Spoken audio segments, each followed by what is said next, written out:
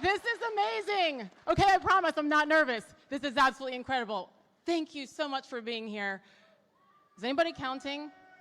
15 days and a wake up until we make America great again. That's all we got left. Happy Sunday, everybody. It's Pennsylvania. It's a football Sunday, yes? How many Eagles fans do we have in the house? That's what I thought. Wait, I'm hearing boos already? Oh my gosh. Eagles had a pretty good day today, I'd say, yeah? 28-3, you beat those Giants in the division. You got to get that one done good. A little bit of a game up the road in Pittsburgh tonight, too, yes? There we go.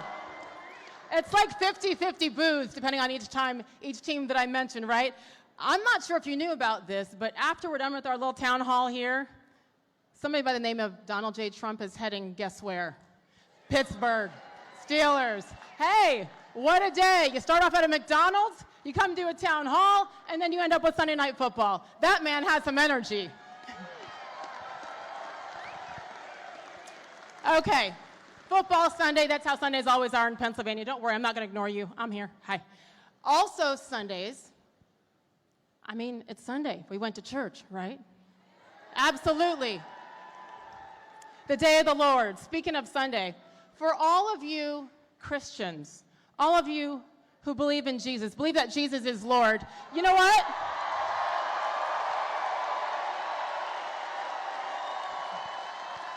Guess what? All those of you who believe in Jesus, you're at the right rally.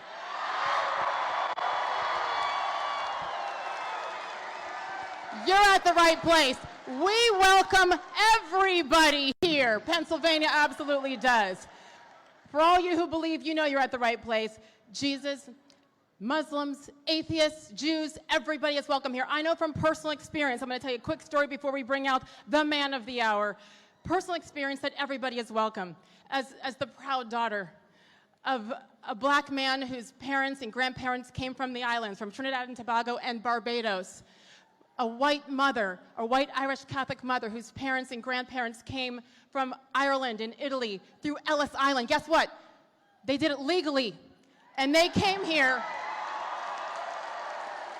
And because of that, I have the honor of speaking to you tonight with the president because they love this country and they took the time to do it the right way. So I know for sure that all of us are welcome. As the proud mother of 3 college-age kids who have very different opinions, I know from personal experience, all of us, everybody is welcome. And as a career TV broadcaster, part of the mainstream media, corporate media for years and years and years, who then said, no, enough is enough, because diversity of thought is what matters.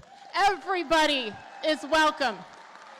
And I know that means so much to all of you here in the Commonwealth. So don't forget that. Diversity of thought, everybody is welcome, and especially tonight. I saw you lined up, 5,000 people strong along the streets of Lancaster. Thank you so much for taking the time. I like your red hat. Vote early, vote often. And ladies and gentlemen, we have some business to get down to. 16 days, and it starts right now. Are you ready to make America great again?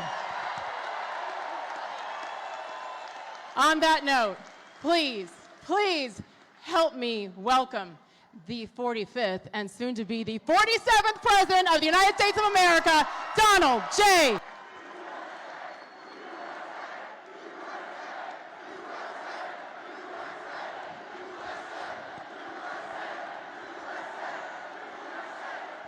Thank you very much, thank you. Let's have a little fun, Paige, okay? Here we go.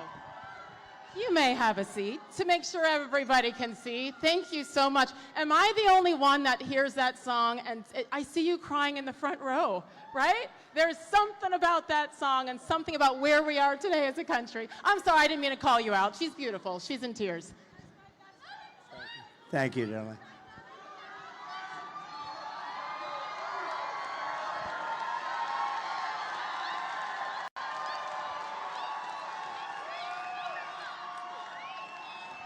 I would like to point out, and I mentioned it briefly, but the fact that Mr. President rushed here from a McDonald's in suburban Philadelphia.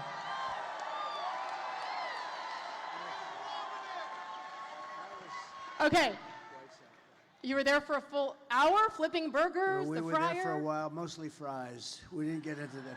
We'll have to come back for the burgers, I think, but mostly fries. And we had a tremendous crowd circling the McDonald's, and the people were great, really. The whole state, you know what I say, the whole Commonwealth is as good as it gets, right? Don't you think?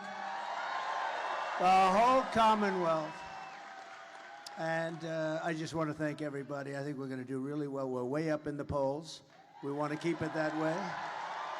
We want to keep it too big to rig, you know? It's too big to rig. We got to make it that way. But we're way up now, and we're way up in all of the polls, I think, for the most part. And we want to make America great again. It's very simple. We want to make America great again, and that's what we're going to do. That's what we're going to do. So Honestly, the fact that you chose to go there today and take the time, and I heard a couple of stories of people saying, thank you for taking time for the little people.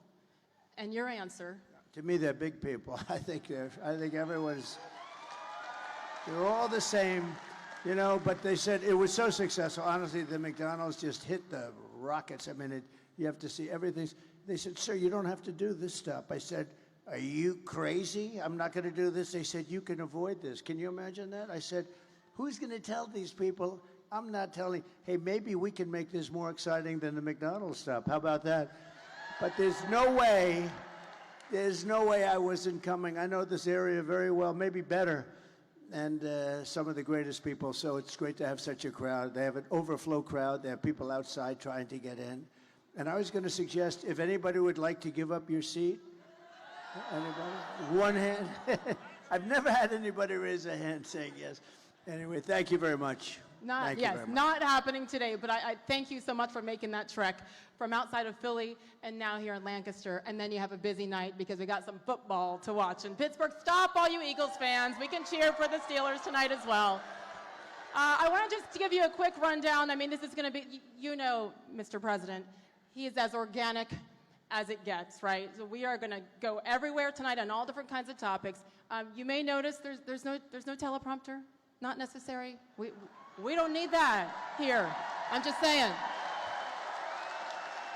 So we have questions from the audience. We also have questions from a few of the lovely people behind me as well. We're going to go back and forth and take turns. So are you ready for this town hall? Let's go. The first question is someone I believe who is behind me. So you're going to have to tell me. I didn't get to meet you all. Bob, where are you? Hi, Bob. Here we go. Hi, Bob. Ooh. Come on up. I like that outfit. Oh, that's beautiful. Where did you buy that? I want to get one of them. Okay. That's pretty cool, actually. Can you help him out Thank with you. an outfit? Absolutely. Absolutely. I got just your Thank you. size. Mr. President, I start the afternoon off. My name is Bob. I'm a retired union worker from Hazleton on a fixed income. Many Americans in my position struggle to make ends meet. Will you commit to helping protect Social Security and Medicare benefits? A great question. The answer is yes. And you know, when you say fixed income, because of Biden and Kamala, nobody knows her as Harris. You know, I can't use the word Harris. And by the way, it's her 60th birthday, so I want to wish her a happy 60th birthday. Right? No? No, happy birthday. And many more, and I mean it, so, you know, I do mean it, actually. I'm just looking at this gentleman. You don't look like you're retired to me. You look like you're in the prime. You could be if you wanted to be, right? You're doing I'm great. trying. Look at the size of the arms of this guy. I don't know. He looks pretty healthy. So people on fixed income have been decimated by the Biden and Harris regime. This has been horrible what's happened to them because we had, I think in history, I think in the greatest in history, they say no, it's 48 years. But I think we had the greatest inflation just about in the history of our country. They don't include everything. They don't include interest rates going from 2% to 10, but you can't get the money at 10, so therefore it's much higher. But the people that are hurt the most are people on fixed income, like Bob. And we're going to do a lot of things. For one thing, no tax on Social Security benefits for seniors. Are you getting Social Security? You don't look. What is your age? 57. You look a lot younger than that. Doesn't he look handsome? He's a much better looking guy than I am, and look at him. You look good, and you have a good family, great I've family. got a great family. That's great. So you were hurt, though, because of the inflation. I mean, people were hurt because of the inflation, and especially the people that are in fixed income. And here's what we're doing. Number one, no tax on Social Security for our seniors. That's a big deal. No tax on tips, also, as you know, and no tax for all different groups we're covering, right? And no tax on overtime. So if you work overtime, that's been the big sleeper. And you know another good one, I think something that's going to be really good is you can fully deduct your interest payments when you buy a car. We never did that. And a Wall Street genius called me up. He said, whose idea was that? It sounds pretty simple, right? But we've never done that. So you buy a car, you're going to be able to fully deduct your interest payment. That's a big deal. So you go out and buy a car. So we're going to do that for you. Also, that's a big thing.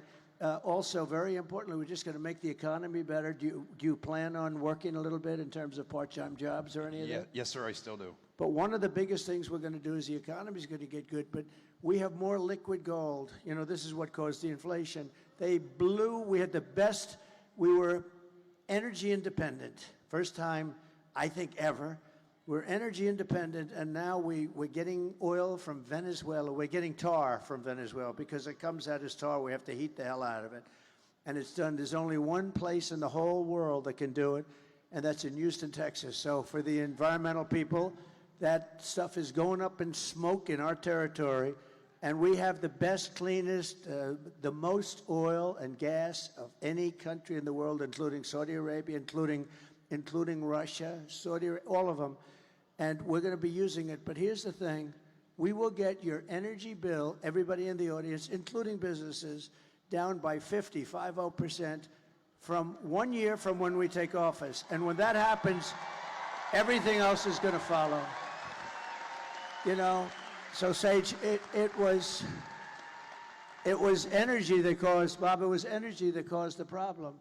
And it's going to be energy that leads us back into the promised land. The energy went up, and also their stupid spending. They spent money on the Green New scam at levels that nobody's ever seen before. They just they could have thrown it out the window. It would have been fine.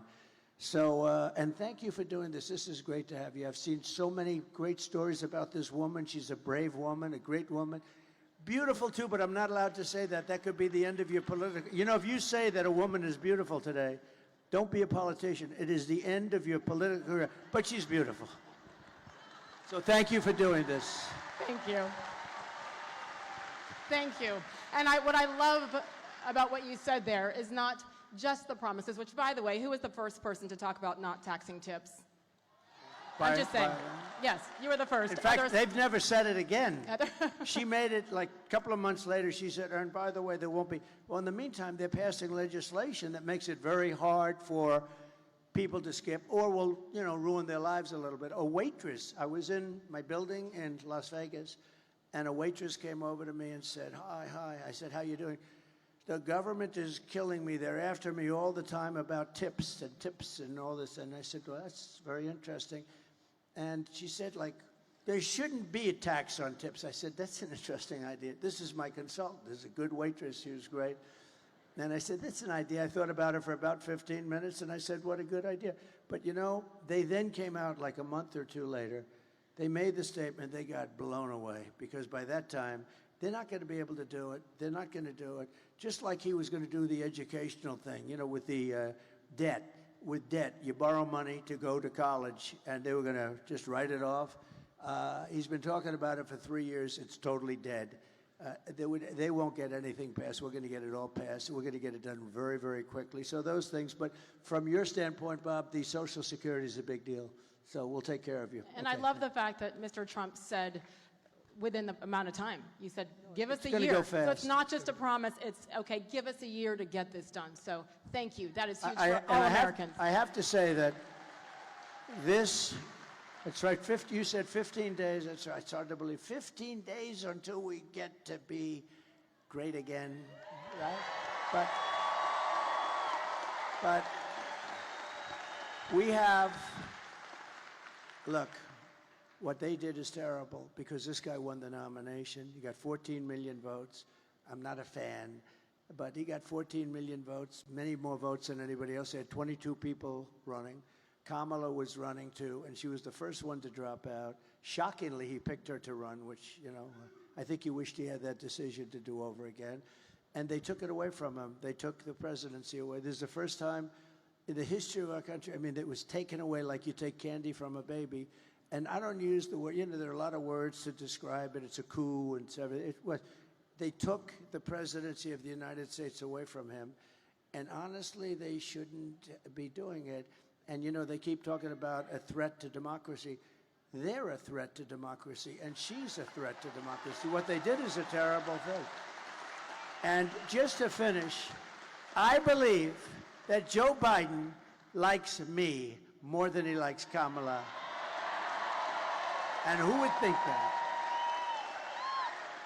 And, you know, look, the bottom line, so we had a debate, Joe Biden, we had a debate, and he didn't do great in the debate, but that's understandable. He didn't do well.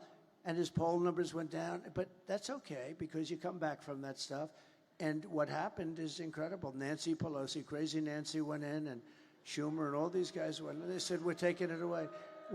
Nobody's ever seen that before. Nobody's ever done it before.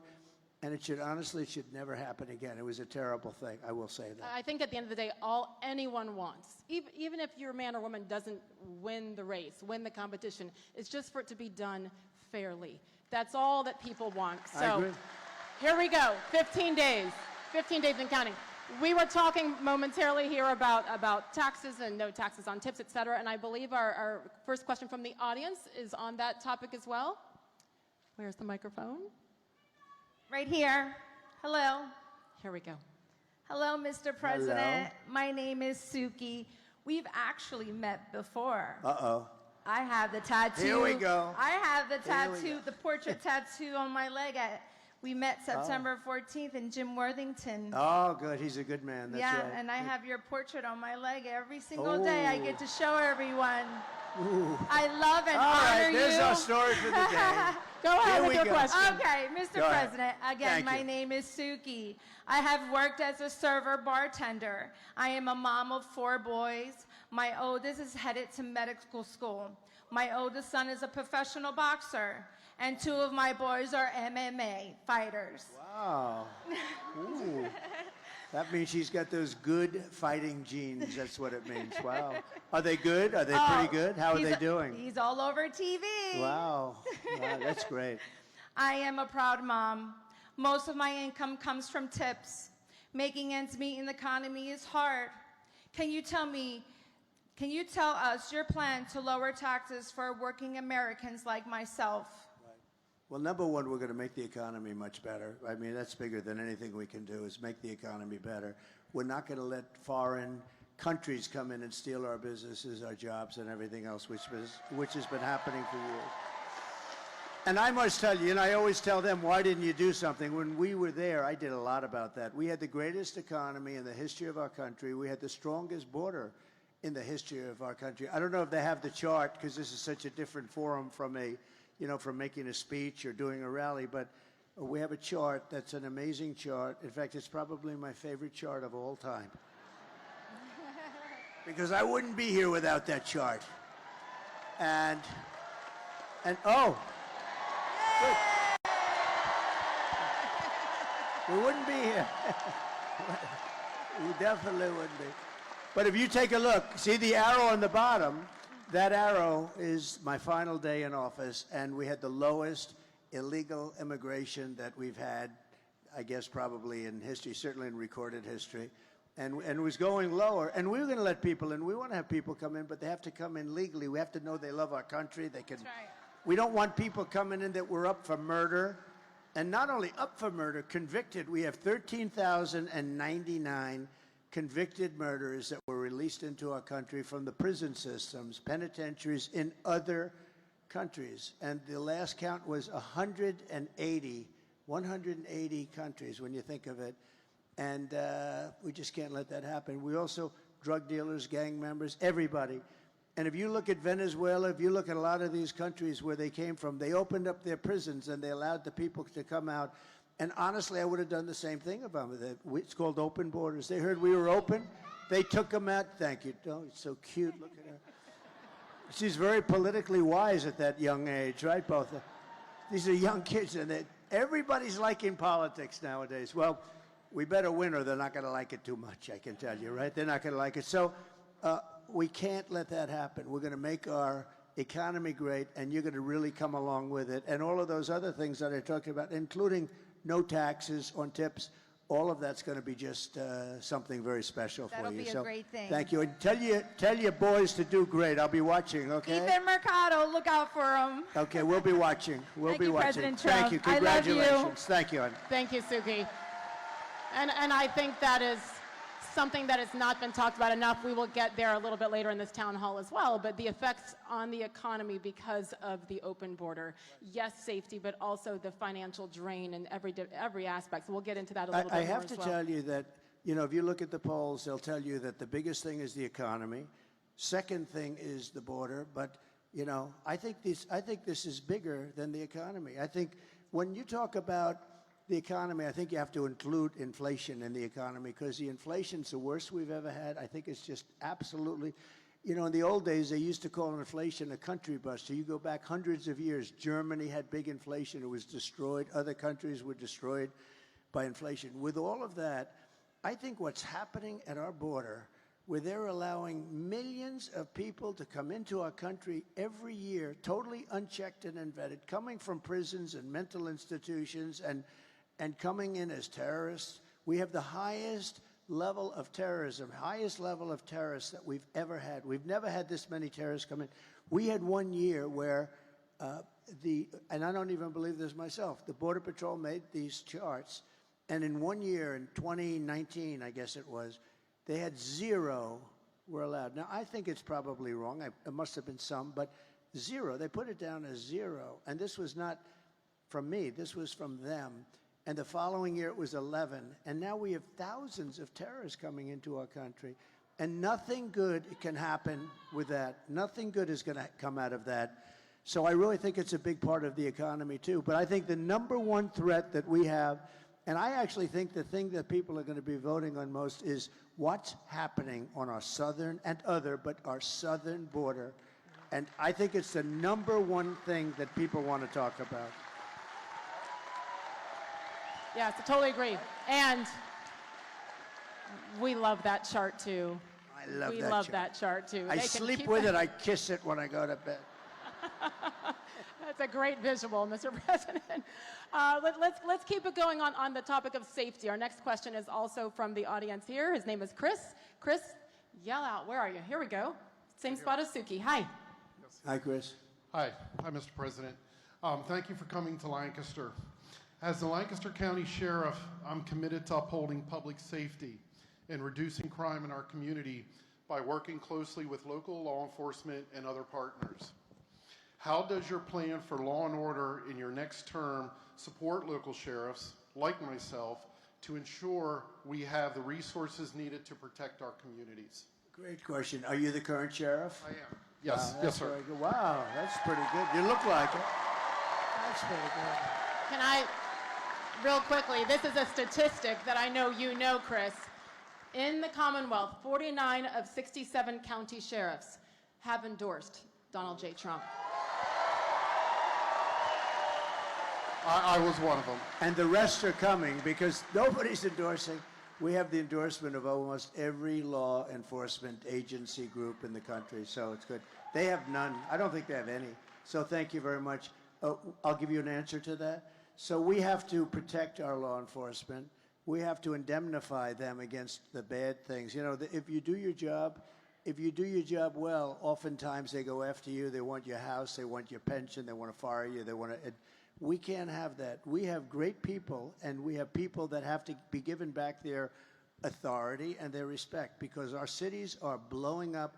We had the worst crime that we've ever had in the last year. Remember the other day, pretty recently, we were at the debate where I was debating with David Muir of ABC Fake News. And I said, we have crime at a level that we've never had it, and a lot of it's migrant crime now. The migrants are coming, and they're causing crime, and they're tough as hell, and they're causing they're taking over like Aurora and in Colorado, and I mean, they're taking over buildings. They're in the real estate business all of a sudden, but they're vicious people, and they're taking over. And he said, no, the crime is down. Crime is down. I said, crime's not down. No, it's down. The following day, they released the figures, and crime is up 45%. And I haven't gotten this guy, David Muir. Everything I said, he kept... I said, who am I debating here? I had two of them from ABC, and I had her. She was the easy one, but they were terrible. They never questioned her on one thing, but he said, crime is down. No, crime is way up. And the FBI, we have to look at this, because the FBI put out charts that crime was down initially because they didn't report certain little areas of the country, like the worst areas in the country for crime. And it turned out that their stats were very wrong and very misleading. But he was wrong, because it's up like at least 45%. That's an incredible... You take a look at Venezuela, take a look at some of these countries that are taking all their gang members and their criminals off the streets and giving them to us. Their crime is down 40, 50, 60, 70%. So we're going to give you back the dignity and the respect. You know, we have great respect for you, and we're not going to let this happen. You can stop crime. You just have to be given the go-ahead. You go to Chicago, you go to a lot of cities, and they rob a department store, and guys are walking out with refrigerators. They have it on their back with two friends, and air conditioning and everything. And they literally are stripping, and the police are standing outside, and they're shaking out of anger because they really want to do something, but they're told to stand down, and they're watching these criminals walk out. We're not going to have that happen. We're not going to let that happen. So thank you very much, Sheriff. I appreciate it. Thank you. You know, I think, unfortunately, since you left office, and certainly 2020 and COVID and George Floyd, I mean, it has been tough, and that's why I think we're all so grateful for the men and women in blue, because you do put your lives on the line every single day. So thank you, Chris, honestly, and for being a leader there. But I'm sure that is something that these sheriffs have to worry about, to encourage men and women to come back to the police force, that they will be supported on a federal level. It's become more and more dangerous. I mean, I visited a great family in Long Island where a policeman who was killed said, please open the door. They opened the door and they start firing. The windows were darkened. They opened the door and they start firing. There's not a thing you could do, even if you were allowed, and they're not allowed, to open the door with a gun in your hand. You're still not going to make it, because you can't beat that kind of speed. I mean, he's got a gun. And they started firing. He died. I went to the funeral. He died, and I paid my respects to the most beautiful family, and they can't even believe it. But the wife was telling me that she was so afraid it was going to happen.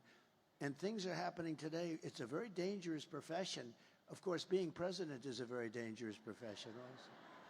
You know, we were going over that the other day. 0.1% of race car drivers, that's pretty dangerous, right? 0.1% race car drivers die. 0.1%, these guys that ride the bulls, I mean, say what you want. They are very brave. But 0.1%, similar to like the race car stuff. With presidents, it's a lot of them. If you think about it, you know, you got Lincoln and Kennedy and McKinley and this and that, or get shot at, many shot at, Reagan and Ford. And this is a very dangerous profession, but I wouldn't change it for anything, because we're going to turn our country around. We're going to turn our country around, and we're going to do it. We're going to do it fast. Thank you. And it does start with Americans being able to feel safe in their cities and towns every single day. It's interesting, because was it just this past week when you sat down with the Wall Street Journal and called them out on a couple of things, I think is safe to say. Is that the best way to describe it? He let them know what he thought about the ways that they had reported things, and certainly the way that even questions were being asked. And if you look back at that factually, whether it be tariffs, whether it be crime, like we were just discussing, whether it be the border, whether it be COVID, they were wrong about a lot of things, and you called them out on that. In particular, with what we were talking about with the southern border. Well, we have to take care of our border. Our border is so important. And you look, it's just common sense. People are coming through that are criminals. You're going to have more crime. And if you remember where Kamala was saying, no, the people that come into our country, they don't commit crime. They are far tougher.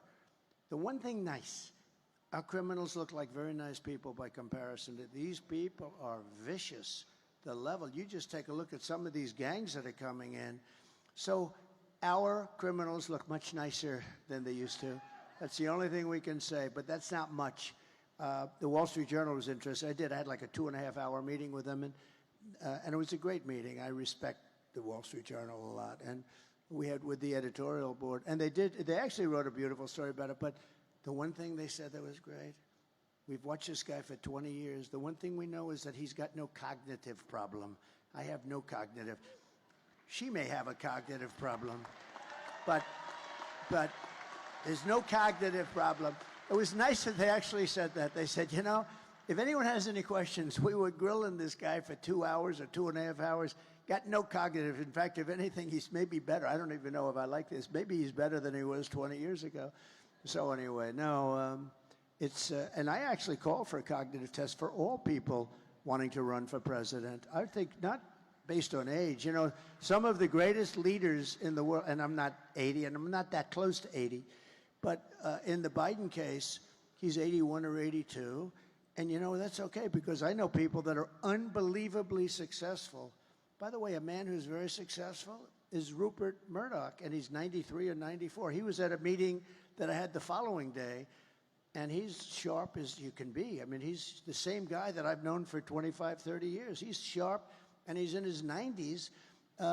We've had some of the greatest leaders in world history that are in their 80s. But it was very interesting because in reading the article, it was a great article. But I appreciated that they said that. It's very nice that they say it. I've done cognitive tests. I've done them twice, and I aced both of them. And the doctor, in one case, said, I've never seen anybody ace them. They've never seen anybody ace them. But I'd like to see cognitive tests for anybody running for president or vice president. I think it's important in a way. And it should have nothing to do with the number, the age, in my opinion. No, it's I all think about the test and turn them in and make that part of the everybody. requirement. You know, I did ask about it, though. Why can't they? They say it's unconstitutional, which I think is too bad or ridiculous. But I'd like to see that. I think it would be great if we could have, you know, good, strong tests for people that are running for president, vice president. They do say, however, it's unconstitutional. Who likes the idea of that? I do. Yeah. Well, There's an age minimum, so add that to it, 35 years that's and a right. cognitive test. Yeah. Because you could be 41 and have cognitive issues, right? I mean, yeah, there's I've said it for a long time, and I think it would be a great thing if we could do it. Let me ask you one more time to wrap up the topic of the border, because the second you left office and Biden-Harris took over, they immediately implemented changes and changed drastically so many of these 99 things. changes, can you believe? Immediately. Like remain in Mexico. Like you got to remain in Mexico. You can't. That's a little change, right? And you think that was easy to get from Mexico? I said, we want to, and because of tariffs, I said, look, if you don't agree, I'm going to charge you 25% tariffs. They said, we would love them to remain in Mexico. I'll never forget. They were so against it. So they how wouldn't do it. quickly can these be implemented again and changes made? Almost immediately. Remember one thing. I watched her the other night about a bill. The bill was a disaster, by the way. It was a horrible bill. Would have let people have immunity. It would have given people, millions of people would have allowed it to come in aimlessly. It was a hopeless, horrible bill. But she always uses that. And we would institute, you know, she's trying to get tough now on the border after 4 years of destroying our country. Now, all of a sudden, a couple of months ago, they went to a little bit tougher. The only thing she didn't stop are airplanes flying over the border, loaded up. You know how many people? Hundreds of thousands of people come in by airplane. They didn't stop that. They forgot. I think they said they forgot. You know, they want to show a little toughness. But look, we need strong borders. We need great elections. If we don't have great elections and strong borders, then we don't have a country. Those two things, and other things, but those two things are at the top of the list. We have to have strong borders. And we want people to come in. Yes. But we want people to come in that can really do it, that can do a job. And we're going to get that. We're going to get that. But we have to get rid of the people. We have to get rid of the people that are now there. She is so bad. Remember what she said? I'm sorry, when you say get rid of the people who are there, some of the illegals that are here? No. I'm talking about the politicians. The politicians, that are allowing okay, this I'm to making happen. sure. No. We have to get rid of the politicians. And remember what she said? She was interviewed on numerous shows and she couldn't come up. What would you do different? I can't think of anything. I don't know. She can't think.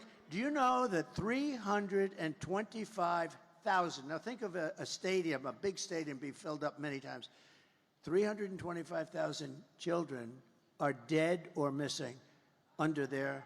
They came across the border or they didn't. They're all dead, missing, or into sex slavery or slavery.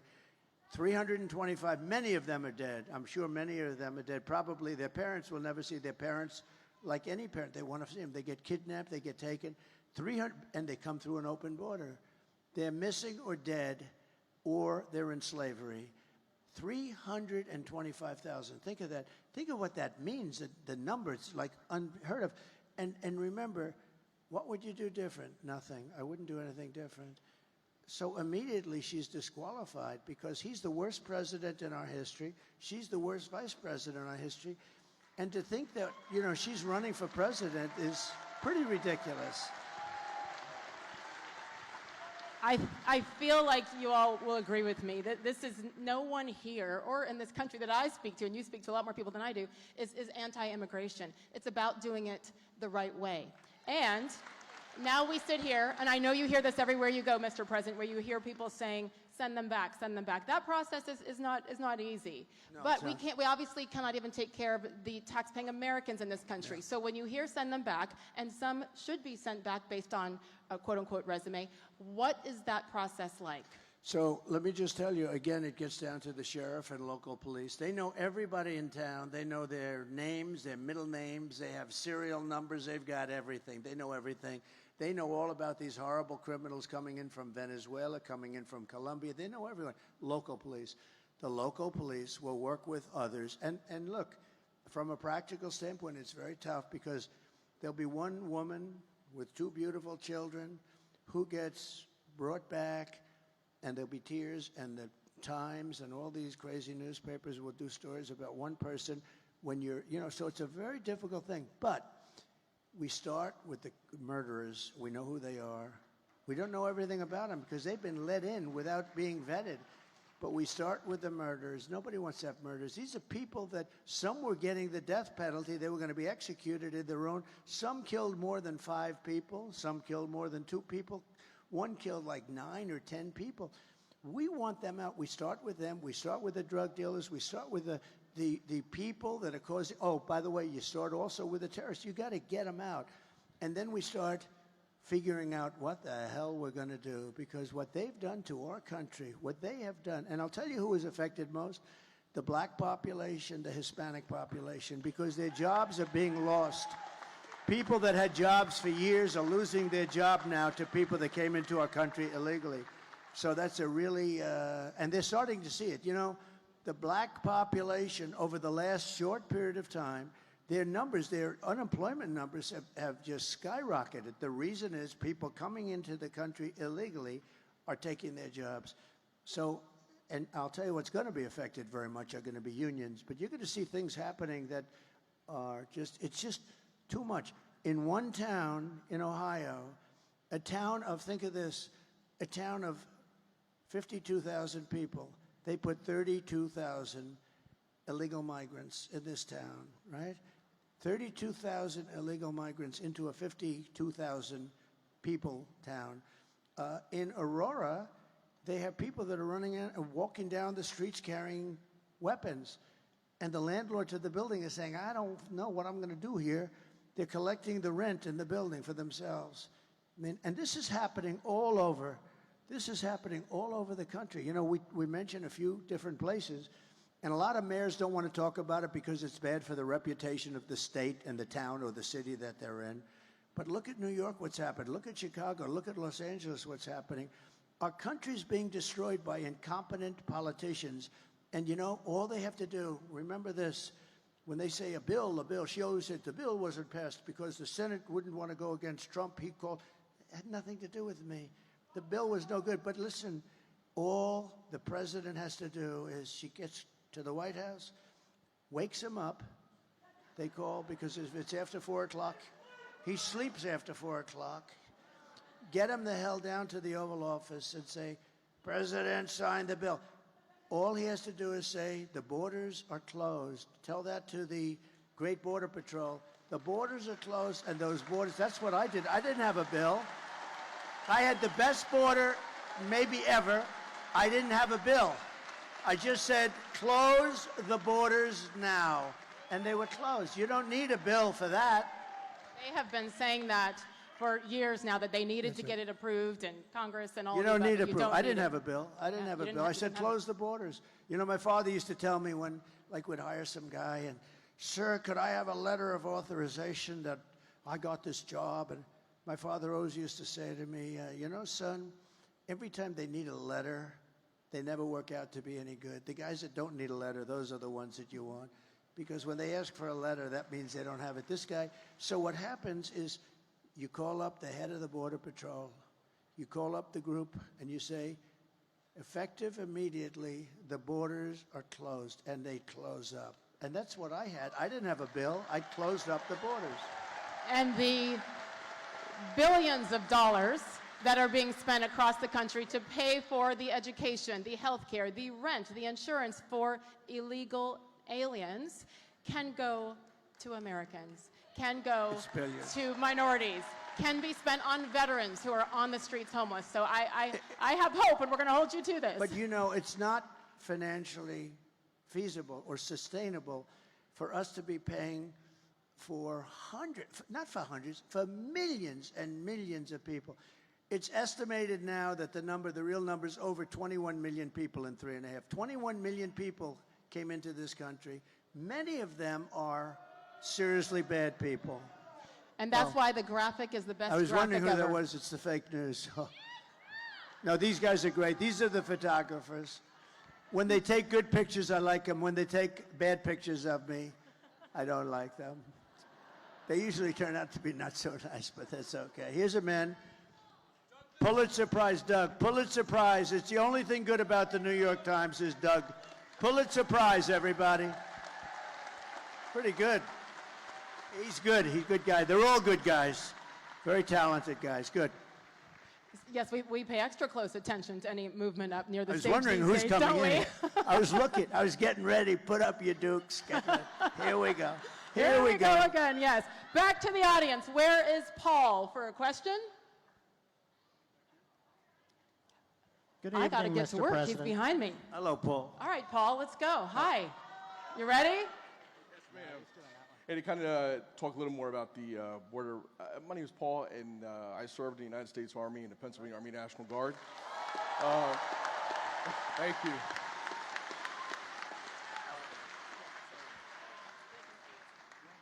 We got to get you on camera, you know? Go Let ahead. me get up. These are the most uncomfortable chairs, but I think we'll get up.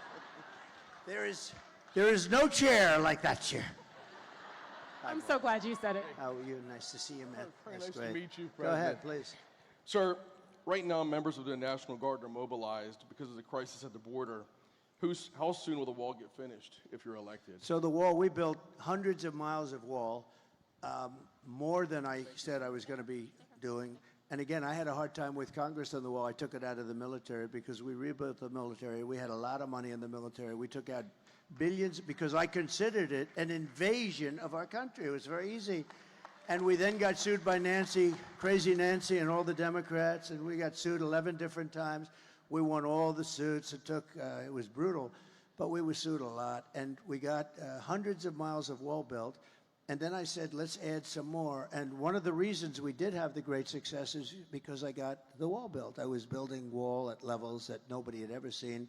And we were going through tremendous obstacles. It was hard, but we got it done. And then I said, let's add 200 miles, because there were certain areas. You know, it's interesting, when you add wall here, you got to add a little more wall here. And it was just it's like water. It's like water. And we were ready to do that. We ordered 200 miles. It was ready to be thrown up. It could have been thrown up in 3 to 4 weeks. And then we had a very unfortunate election. And these characters took over. And I said, you know, something's going on. They're not putting up the wall. They have to put up the wall. It would have been unbelievable, totally secure, very hard to get through the wall. That was the wall specifically that Border Patrol and all of them wanted. This is the one that they wanted. It wasn't what I wanted. I wanted to have concrete plank going up 30 or 40 feet. They said, has to be steel, has to have, have to be able to see through it, et cetera, et cetera. And this is a combination of steel, concrete, and then rebar in the middle, each one of those pieces. And then they have, I told this here, they have an anti-climb panel on the top. And I hated it because I didn't like the way it looked. These things were so beautiful. And we had to put the anti-climb. But I said, no way I'm going to do that. I hate it. It was costly, but I hated it. And then we had people climbing. And it's true, the anti-climb panel is exactly what it is. It was much harder. So I said, all right, we'll do it. But this is exactly what they wanted. And they didn't want to put it up. And that's the first time that I realized that they actually want an open border. Who would want an open border? It's like, who would want an open border? Who would want men playing in women's sports? Who would want all these transgender operations on your children? So, so we built a tremendous amount of wall, and we were going to do another 200. But I got Mexico to come in, and they gave us thousands and thousands of troops while we were building the wall. That was hard to do. Remember that I always said Mexico will pay. They paid much more than what I was talking about. They gave us troops. They did a really good job. They didn't want to do it. They said, no way. And I said, way. And they said, no, we're not doing it. And I said, if you're not doing it, I'm going to charge you a 25% tariff. And they said, these tariffs are, I'm telling you, it's my favorite word in the dictionary, outside of love and religion. Love and religion. But, so I said, we're going to charge you. And we got the troops from Mexico free of charge. And they were, it really did the trick. We had great success. But the net result is all of this wall that we built, they ended up selling for 5 cents on the dollar. Very expensive stuff, too.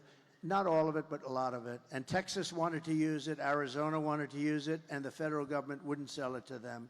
And they sold a lot of it for 5 cents on the dollar. These are people that hate our country. I'm convinced of it. There's something, you got to vote them out. We got to get back to common sense, right? Thank you. How immediate is that process? We talked about sending certain individuals back. How immediate is the wall process? Can they begin building right away? Yeah, the wall. Yeah. I've become very good at building walls, actually. Remember, there's only 2 things that work. Everything's obsolete other than that. See their cameras? Look at these beautiful cameras they have. In 2 weeks, they'll be obsolete, right? Everything. The computers are going to be up. 2 things. What are the 2 things? Wheels and walls. They're not obsolete. They always work. And you can always have a wheel and a wall, right? Look at her. She was the one that was crying. If she was crying, that means she likes you like Trump.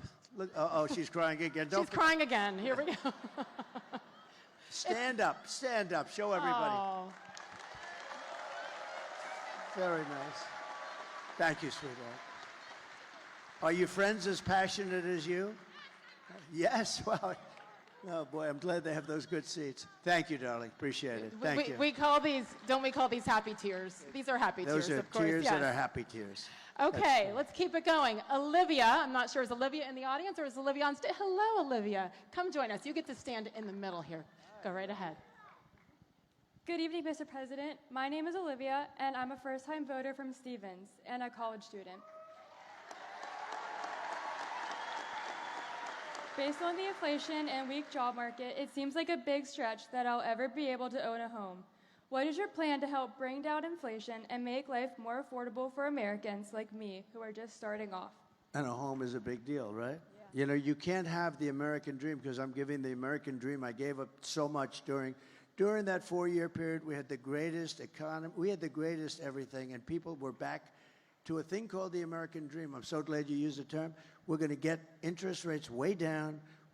There are some places, 35% the cost of a home are regulations and nonsense that shouldn't be, between long-term zoning where it takes years and years to get it developed. We're going to take a lot of that out. I did, and they put a lot of it back in. The environmental approvals are terrible, just terrible, so ridiculously bad.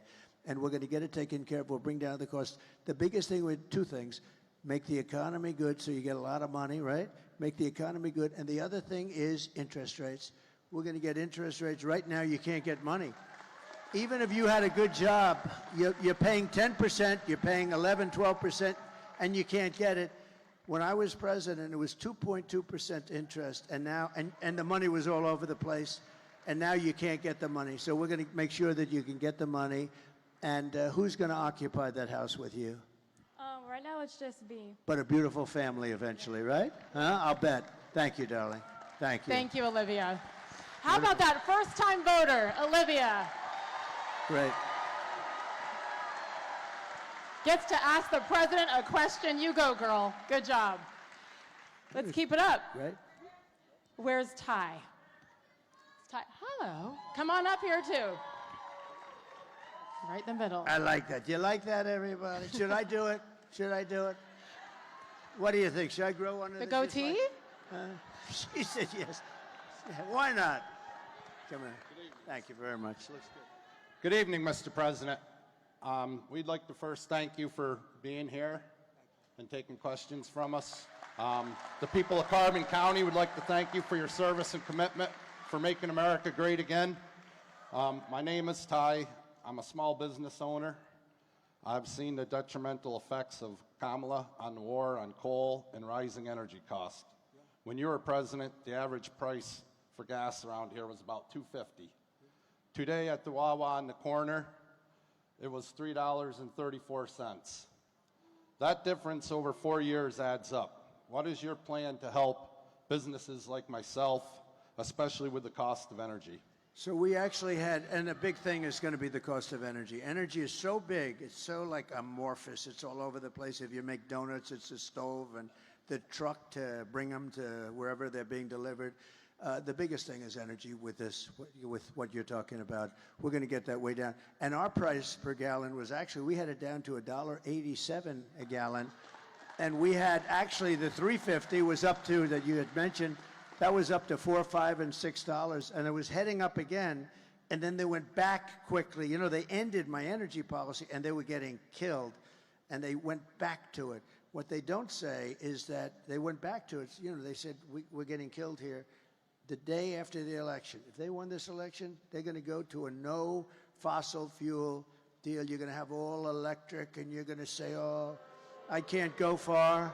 It costs too much, and they're made in China. And, you know, we love Elon Musk, and he makes, and I think, and I will tell you, and I think these electric, what he does is incredible. What, you know, the electric cars are great, but it's a certain application. Some people would like them, depending on distances. If you want to go long distances at this moment, maybe not. But, you know, the amazing thing about Elon, you know, he's in Pennsylvania today campaigning for me. Can you believe it? And the Tesla is a great car, but I will tell you, but he will be the first to tell you, and he never called me once because I hit them hard, because they have this electric mandate that in a very short period of time, everyone's forced to have an electric car. Well, what about hybrids? What about regular gasoline-propelled cars? We have more gasoline than anybody, but China has the product to make the batteries, so it's not a good thing for us. I've never had a call, and I speak to him a lot. He's incredible. How about that rocket that came down a few days ago? How cool was that? I called him up. I said, was that you? He said, yes. Nobody else can do that. Russia can't do it. China can't do it. And the U.S. can't do it, other than it's him. But no, he's incredible. But, you know, amazing thing, he never once called me up and said, give you my word, I never once called me up and said, lay off the electric, would you? He gave me the greatest endorsement. He understands he's going to have a tremendous market. There's a great market for that, but not 100% of the market. It's, you know, the gasoline and hybrid. And there's another one, hydrogen. Did you ever hear that? That's a new one. But here's the problem. He knows. Mr. Wall, please stand up. He's heard this before. This gentleman has come to 300 rallies. He likes me. You know, he's a very successful guy, too. He just likes these rallies. He'd rather be watching this than some crummy football game, right? But, you know, what is happening is there is a lot of great technology, but hydrogen is not acceptable because it's better than anything except when there's a problem. It has a tendency to blow up. And when it blows up, you are unrecognizable. They call the wife down, would you please examine, not really the body, because there's no body, it's just a pile of stuff. And I don't want the hydrogen, if you don't mind. You know, it's one of those things that's really wonderful, but when it doesn't work, you're dead. We don't want that. So we'll come to another, but there'll be other, over a period of time, there'll be other things. We're going to get those interest rates down. We're going to, and I'm telling you, I said it at the beginning, I'll say it again. We have more liquid think of it. We have more gasoline and gas, and we have oil. Converted easily into gasoline. Also oil for your house, for your air conditioning, for your heating. We will have your electric bills and all of your energy bills down by, we're going to cut it in half. Anything you're paying right now, and that's going to make your business strong by itself. That's good. And it'll be done within 1 year. Because what are we going to do? Drill, baby, drill. Frack, baby, frack. Frack, baby, We're frack. going to frack. We're going to frack and drill, okay? Thank you, man. And Thank Ty, you. Oh, good, I will. I will. And It's Ty, just- what is your business? I own a bar and restaurant in Lehighton, Pennsylvania, in the Carbon County. What's the name of it? Boatyard Bar and Grill, just outside of Jim Thorpe. Sounds There you great. go. huh? Thank you. Thank you. And I love this. I love this topic because we know how many small businesses were decimated, especially after COVID and what has happened since then. So, Ty, we're here for you. Go hang out at Ty's bar. Why not? The one thing, sounds good. I'll bet it's a good place. Got a lot of action, right? Oh, it's Dan Musial? Oh, I see. Dan Muser. Is Dan here? Oh, where's Dan? Is it that good, Dan? I thought he said Stan Musial. Stan the man, remember? Hi, Dan. How are you? Who do we have here? Look, come on up here for a second, Dan. Am I allowed to do? Because this is our host, so I don't know if I'm allowed to do this, but what do you think? One of our This is great, the boss. one I of am our not in great charge here. Congress people. I You know. know, under this forum, we don't really Secret Service is announce gonna our examine it. Congress people, our senators. And you're going to tell me who else is here with you, Dan. Come on up. This guy is fantastic. Congressman Hi, Dan. Dan Welcome. Come on up in the Muser. middle. How are we doing? Most importantly, Dan, most importantly, he's very much involved with the election. How are we doing? We're doing great, Mr. President, and you know why? Because the enthusiasm for you has never been higher. And hey, how about it, everyone? We have so much to thank you for. What you did as president, our country was never stronger. What you're doing now, you and your family, what you've gone through for surviving, we thank you very much for that. And folks, how about we're going to be thanking him so much when he truly makes America great again. It's all going to happen pretty fast. Thank you, Dan. Lloyd, come on up here, Lloyd. Come on up here. Lloyd Schmucker, Congressman, warrior. Lloyd Schmucker. Come on up here, Lloyd. Thank you very much. That's great. That's great. Hi, Lloyd. These are two warriors. He had no idea he was being called on stage, did you? No, not at all. But I can tell you, this is the district that I represent, and these are a room full of people who love you, Mr. President. They love him too. And I'll also tell you the enthusiasm is higher than 4 years ago and even 8 years ago right now. We're seeing volunteers like we haven't seen before. We're going to win this area big. Thank you very much. Thank you both. Thank you, Dan. Thank you, guys. Thank you, man. Thank you. Thanks, Lloyd. Thank you. Good. Oh, I'm lucky. Oh, you have no idea the hell that I'd have to. If we would have said goodbye and these two warriors weren't introduced, I would have had a problem. I would have felt very badly. Good. Is there anybody else? You're going to go for McCormick. I know that, David. Do you know You're what gonna I go for enjoyed David. watching was the expressions well. on the faces of the Secret Service as he's inviting people on stage, right? They're not happy. They don't get too happy. That's right. They're saying, "Excuse me, sir, they won't be allowed on the stage." Anyway, this has been really great. I think you ended the question with Ty about frack, baby, frack. And Going to it's frack, baby, frack. frack, She baby, is frack. not going to frack, by the way. She's been against fracking. She wants to confiscate your guns, and she will do it. You know, with a politician, take a look at their initial record. That's what they go back to. She's only doing this because of the election. She just changed all these. She changed 15 different policies. She wanted the transgender operations, I mean, almost at will. And a lot of them, though, the taxing, she wants to do a capital gains tax on, think of this, on unrecorded values. Think of this. If it goes up, you don't have any cash, it goes up, she'll put everybody out of business. She wants a capital gains tax that's going to destroy the country. She wants to raise your taxes to 70 or 80%, kill all your jobs, chase everybody out to other countries. You know, businesses today They will leave our country. They're international businesses, the big ones. And you want to get cute. Everyone's going to pay. They say one day, I'm going to Asia, I'm going to Europe, I'm going to Germany, let's say. I'm going someplace. We can't do this. She wants capital gains taxes that have never been even tried before. They will destroy the country. This woman is so incompetent. She's so bad. You cannot, and I would normally not like to speak like that. If they get chosen, our country's finished. You know, Elon Musk is a very smart guy.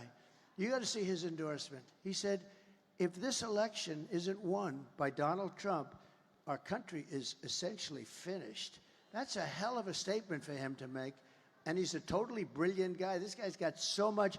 And I have to say, and I've said it before, I said it yesterday at a rally, he makes something that Starlink, that I never heard of it, but it's great. It's communication.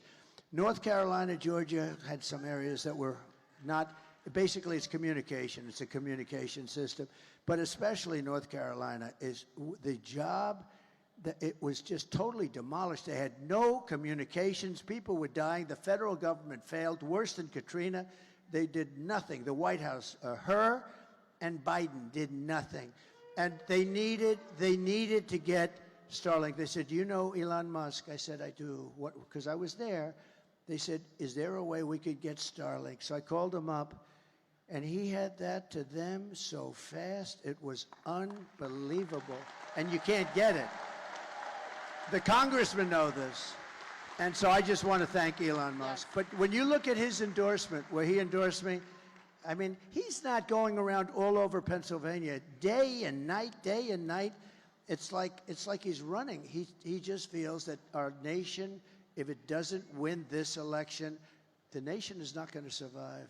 It's not going to survive. It has been incredible so I want to thank watch. Elon. Yes, it has been a blessing to watch him. Without the First Amendment, we have nothing. And Elon Musk has come. Buying Twitter was an incredible thing to do.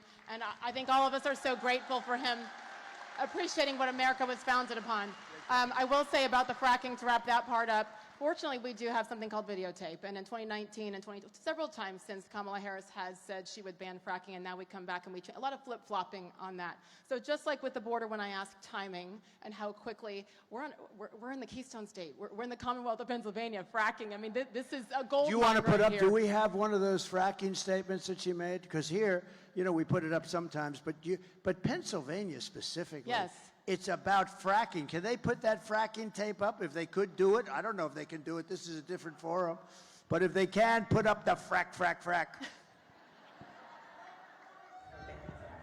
committed to passing a Green New Deal and finally putting an end to fracking once and for all. If they fail to act as President of the United States, I am prepared to get rid of the filibuster to pass a Green New Deal. I am offering a Green New Deal that has been described as one of the most progressive and progressive. It is a resolution. I believe that the underlying principles behind it are sound and important. What is the solution for voters who have jobs and interests in the fossil fuel industry? Giving the workers the ability to transition into the jobs of the future. Of course we can afford it. It's not about cost. So there you heard it. Good job backstage. Give me my wife. I said, give me that fracking statement. No, she doesn't want fracking. She's never wanted fracking. And by the way, she destroyed one of the greatest cities in the world, San Francisco, destroyed it. It's not even livable.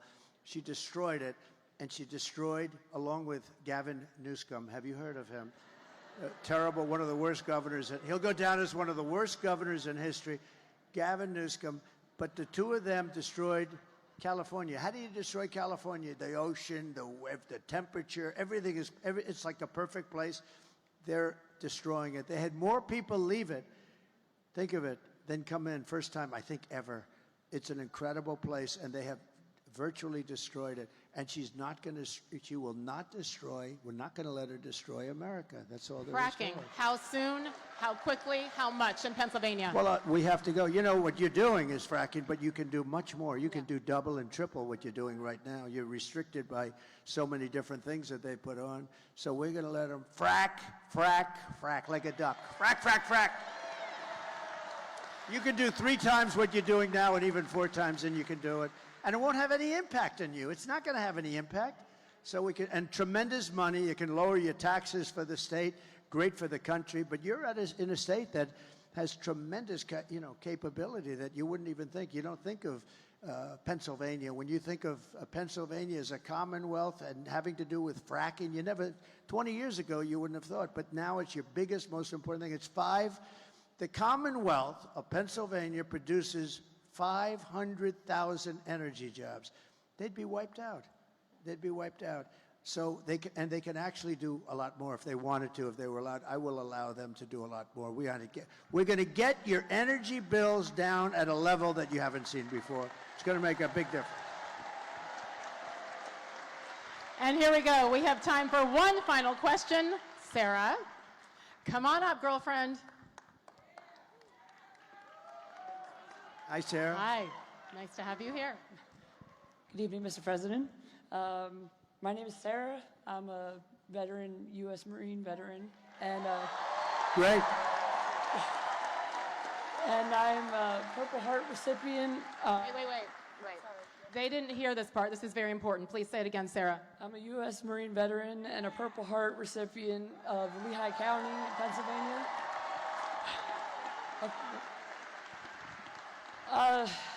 Many veterans face significant challenges such as accessing quality health care, mental health support, and transition assistance back into civilian life. Will you commit to making the VA Choice program that you open up permanent? So we had VA Choice, and this was something that was so important, was sought. That's where you have a choice of getting a doctor if you can't get fairly, quick service. And I will say we have great doctors. The doctors are incredible, but the administration of it is not good. And as you know, 4 years ago, we had the highest rated VA ever. We were at 92% approval rating. And I got 2 things done. I got VA Choice, and that was basically you wait, and if you don't have a doctor within 48 hours, you can go outside, get a doctor, we pay the bill, and you get yourself taken care of. People were waiting for 4 and 5 months to see a doctor, and they were not feeling well, but literally it was a minor thing, and they end up being terminally ill because of it. Think of it, terminally ill. The other thing we did, we had a lot of people that because of civil service and unions and other things, you couldn't fire them under any circumstances, no matter what they were. And they were sadists and they were thieves. There were a lot of bad people, right? You couldn't fire anybody. So they were living with people that were horrible.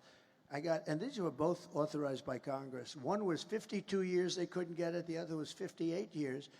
I got the right to fire bad people that didn't take care of our veterans, right? You know that.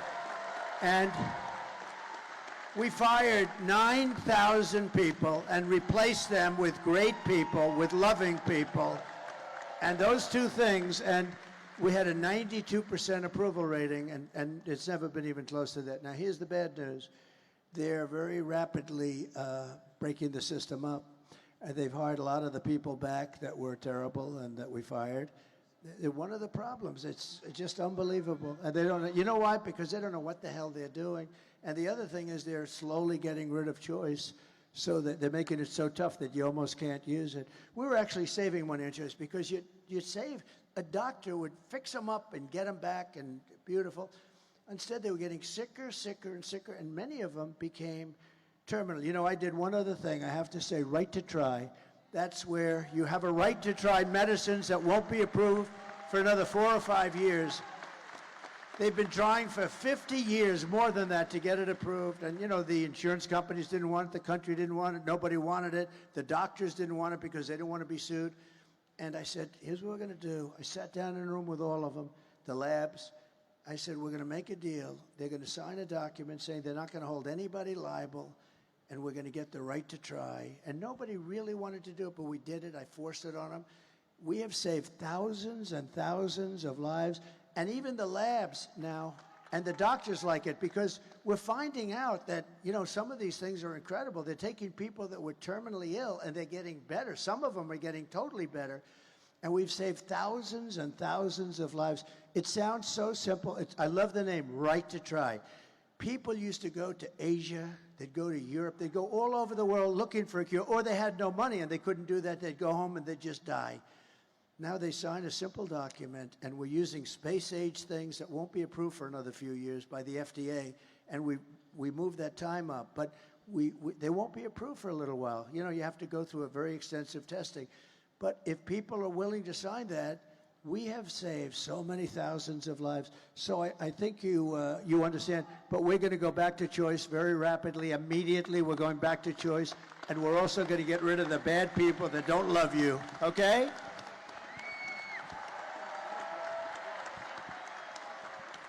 Thank you, Sarah, and thank you for your service. My goodness. Army brat here. That's where our roots are. Our servicemen and women, our first responders, that's where it is. And so thank you, Sarah. Thank you so much, and congratulations.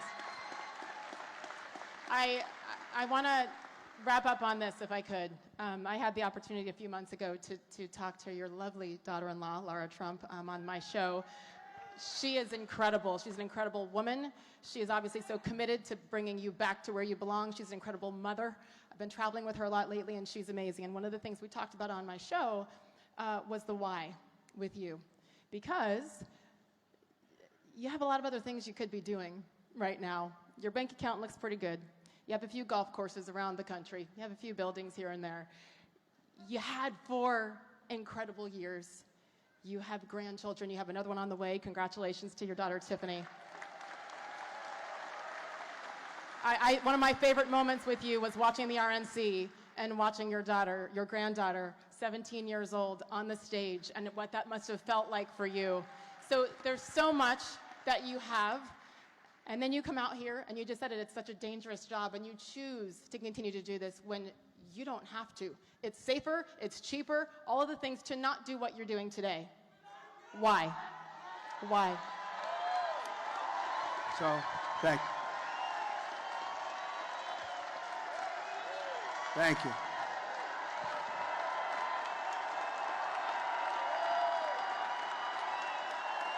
Thank you. So, I probably am asked that question more than any other question. They say, thank you. Thank you very much. Thank you, everyone.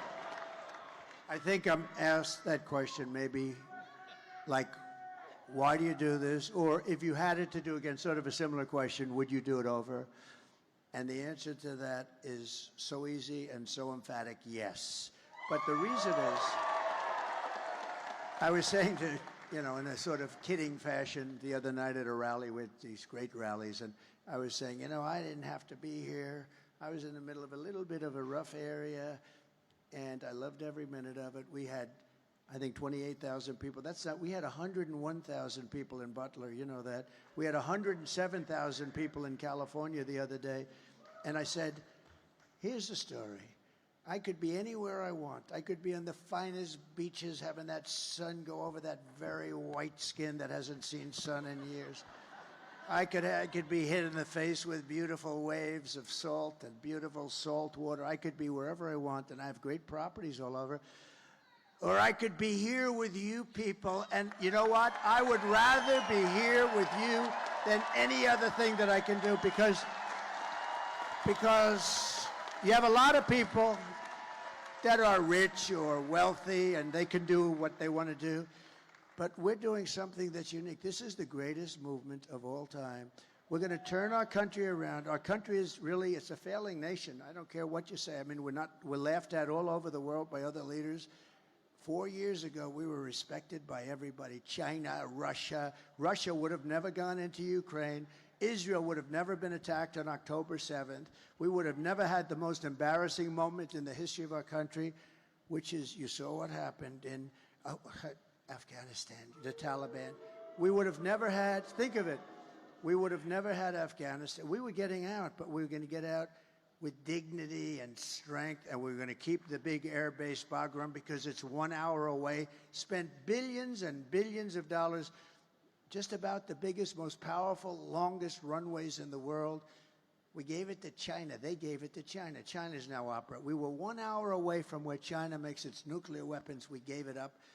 would have never happened. All of these things, we wouldn't have had inflation because our energy was so good. Energy caused the inflation, what they did with energy. But I said to myself, sometimes I see, I get hit with all these lunatics that we have, where the radical left lunatics, where they make up stories about Russia, Russia, Russia. In the end, I wouldn't change what we've done for anything. We're going to make America great again, greater than ever before. And we can't do that sitting on a beach, right? We can't do that sitting on a beach. So I wouldn't change it for a thing. And I just want to thank you. You've really done a great job tonight. And you have a tremendous understanding. I thought that I know you through sports and through other things, but you have really got an understanding of both the good and the bad of where this country is. And I appreciate you being here very much. Thank you. Thank you. I'm Thank you an very much. American. That's all it is. I just love this country, and I love that you love this country. This is what we need, and he does choose to do this for all of us. So help me give him a grand exit off the stage here, because he has football to go watch. The 47th President of the United States, Donald J. Trump. Thank you very much. Thank you. Get out and vote, everybody. Thank you very much.